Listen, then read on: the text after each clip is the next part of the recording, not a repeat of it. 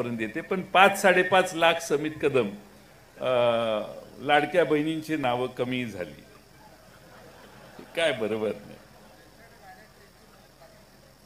कसं आहे, एकदा दिलं की दिलं, मतं दिली ना माणसांनी, त्याच्यावर बघून द्यायचं होतं. आम्ही काय काही करा म्हणत होतो का? न बघता दिल्यावर आता थांबवता येणार नाही.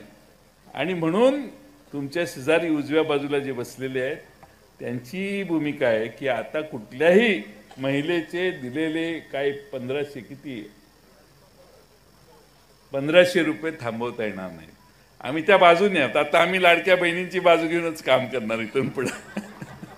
तुमचे पैसे बंद होणार नाहीत, यासाठी आमचा लढा कायम चालू राहील. आम्ही तुमच्या मागे आहोत, तुम्ही काही चिंता करू नका. त्यामुळे 5-5.5 लाख महिलांची नावं कमी झाली, अधिक कमी होणार नाहीत. याच्यासाठी तुम्ही तुमचं काहीतरी असेल ना, भाजप, राष्ट्रवादी, एकनाथ शिंदे आणि तुमचा पक्ष, हे काय ते बैठक असेल, त्यात तुम्ही हे सांगा आवर्जून की आपल्याला लाडक्या बहिणींचे पैसे कमी करता येईल. चुकून झाले, पुण्यात बंगल्यातल्या एखाद्या महिलेला तुम्ही 1500 रुपये दिले, झाले ना, आपली चूक झाली, चालू ठेवायची, बंद नाही करायची. काय झालं, तर दिलं तुम्ही ना, देता मतं मिळाली ना माणसांनी. ज्यांनी मतदान केलं त्या लाडक्या बहिणीला फसवल्यासारखं वाटता कामा नये, एवढी व्यवस्था झाली पाहिजे. त्यासाठी आम्ही सगळे लाडक्या बहिणींच्या मागे उभं राहणार आहोत. आणि हा निरोप आमचा समित कदम साहेब देतील असा मला विश्वास आहे. नाही, ते 2100 रुपये ह्या बजेटमध्ये करायचं एकनाथ शिंदे साहेबांनी जाहीर केलेलं आहे. आमचं सरकार आलं असतं तर आम्ही 3000 रुपये करणार होतो. डिस्टरी इन्चार्ज ह्या लोकांनाच आपण देतो. तुमचं फायनान्शियली जे चीफ अकाउंटंट जे चांगलं काम करतात त्यांना, आणि अशा पद्धतीने त्या पुरस्काराचं वाटप झालेलं आहे. इतर काही प्रश्न आहे त्याच्याबद्दल मी माझा सुतोवाच भाषणामध्ये केलेला आहे.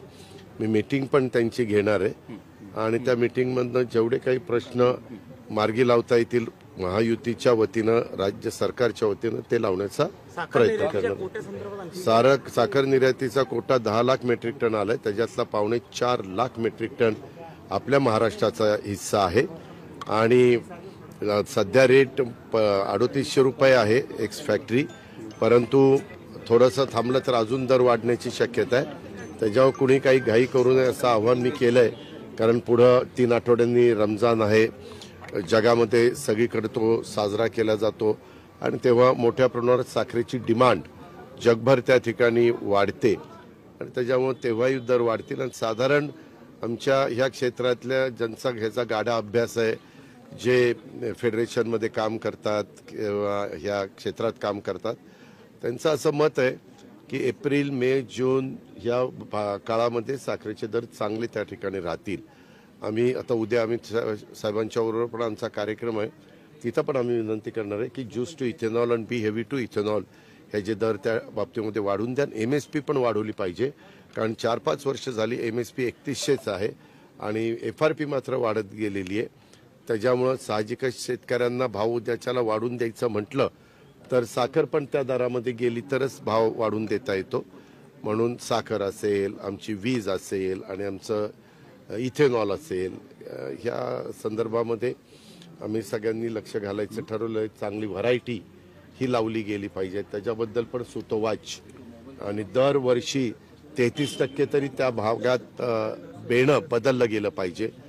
एकदा नवीन बेणं आलं की ते 3 वर्ष टिकतं. असं जर बदल केला तर टनेज पण वाढेल, रिकव्हरी पण वाढेल, साखरेचं उत्पादन पण वाढेल आणि आपा मेन उद्दिष्ट टार्गेट शेतकऱ्यांना जो जास्तीचा भाव मिळाला पाहिजे ते पण साधता येईल.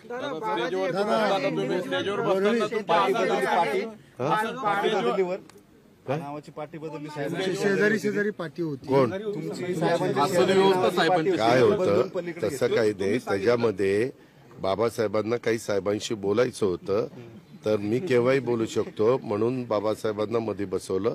मी तिथं असलो तरी मला बोलता येतच होतं ना. माझा आवाजच आहे की 2 खुर्च्या सोडून देखील तिसऱ्याला ऐकू जातं.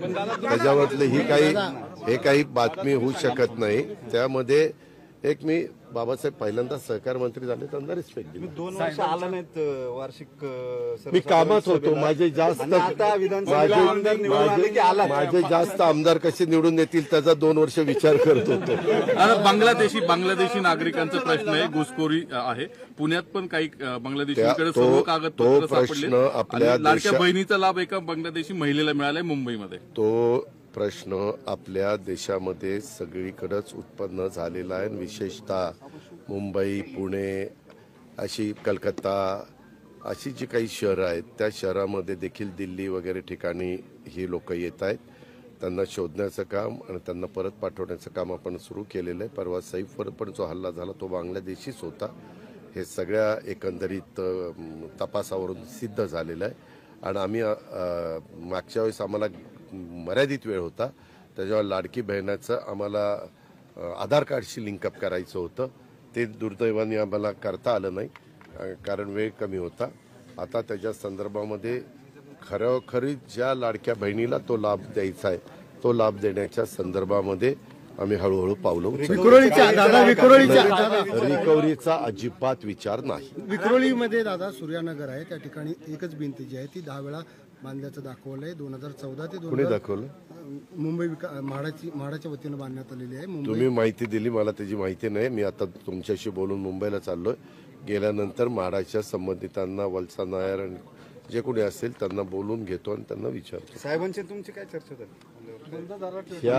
ह्या व्यवसायाच्या करता ज्या कुठले प्रश्न आहेत ज्याचा सुतोवाच मी केला त्याबद्दलची चर्चा झाली. त्याच्यात सहकार खातं होतं, त्याच्यात एक्साईज होतं, त्याच्यामध्ये कृषी होतं आणि त्याच्यामध्ये ऊर्जा होतं. कारण ह्या 4 विभागाचा संबंध आपल्या ह्या इंडस्ट्रीचा, ह्या व्यवसायाचा आणि आमच्या राज्य सरकारच्या डिपार्टमेंटचा येत असतो. आणि बाकीचे आपले VSI मधले जे काही प्रश्न आहेत, VSIच्या घेतलेल्या जमिनीत उचल पाणी परवाना, कुठं लेवलिंग, कुठं काय. कारण मी मध्ये लोणारवाडीला पण भेट दिलेली होती, नायगावला पण भेट दिलेली होती. त्याच्यावर मी भेट दिल्यानंतर माझं स्वतःचं काय मत आहे ते सांगण्याचा प्रयत्न मी चेअरमन साहेबांना, व्हाईस चेअरमन साहेबांना, संचालक बोर्डाला केला. कृषी विभागाचा तुम्ही काल आढावा घेतलाय. कृषी विभागाचं 7 लाख शेतकऱ्यांचं ठिबकचं अनुदान थकीत आहे. 22 लाख शेतकऱ्यांचं कृषी यांत्रिकी. कालच मी कृषीचा आढावा घेतलाय. त्याच्यात काही गोष्टी 1 रुपयामध्ये पीक विमा आणि इतर गोष्टी आम्ही कुठलंही राज्य सरकार चांगल्या भावनेने योजना देण्याचा प्रयत्न करतो. कारण काही प्रवृत्ती अशी विकृत असते की त्याच्यातनं गैरफायदा कसा घेता येईल ते थोडंसं ह्याच्या बाबतीमध्ये झालंय. जे काही पेपर्स पाहायला मिळतात आणि त्याच्यामध्ये पारदर्शकता काही बाबतीमध्ये कशी आपल्याला आणता येईल, त्याच्यामधले असे जे काही त्रुटी आहेत, जे काही गोष्टी आहेत त्या कशा आपल्याला दूर करता येईल याबद्दल आम्ही सगळेजण लक्ष घातलंय.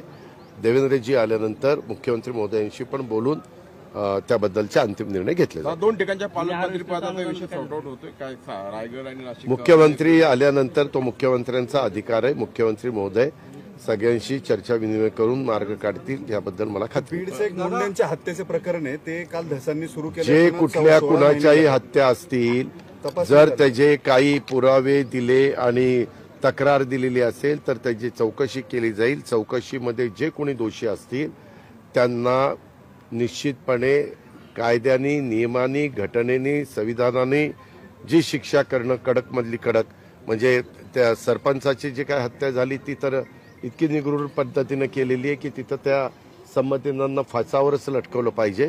त्याकरता 3 जणांना काम एजन्सीला दिलेलं आहे, CID, SIT आणि आपलं न्याय व्यवस्था.